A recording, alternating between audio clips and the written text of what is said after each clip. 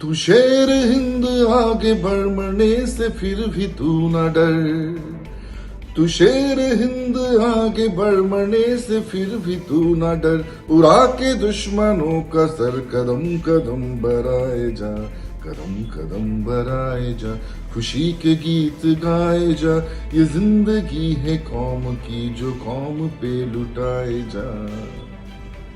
নেতাজি সুভাষচন্দ্র বোস এমন একজন নেতা, এমন এক ভারত মায়ের বীর সন্তান, আমরা যখনই তার কথা স্মরণ করি শ্রদ্ধার সঙ্গে স্মরণ করি। আমরা যখনই তার কথা স্মরণ করি গর্বে আমাদের মাথা উঁচু হয়ে যায়। সারা বিশ্ব যাকে নেতা হিসেবে চেনে, সারা বিশ্ব যাকে অমর অজয় হিসেবে চেনে।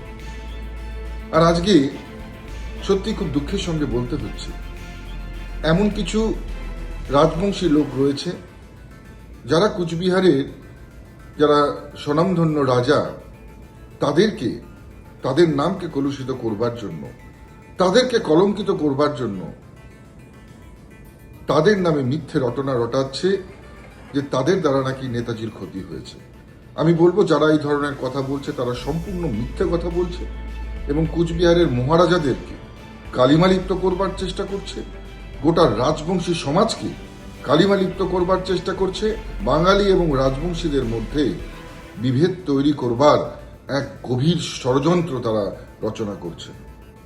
সংখ্যায় তারা বেশি নয়, সংখ্যায় তারা গুটি কয়েক, কিন্তু যেভাবে সোশ্যাল মিডিয়ার মধ্যে তারা বিভিন্ন ধরনের মিথ্যে এবং রটনা তারা ছড়াচ্ছে, এতে গিয়ে রাজবংশী এবং বাঙালিদের মধ্যে একটা বিভেদ তৈরি হচ্ছে।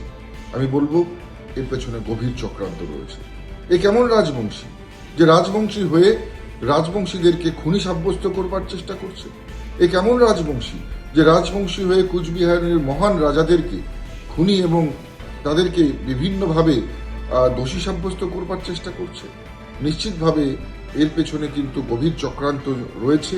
আমাদেরকে এই ধরনের লোক থেকে সাবধান থাকতে হবে এবং নিশ্চিতভাবে এই লোকগুলোকে চিহ্নিত করে রাখবার সময় এসেছে।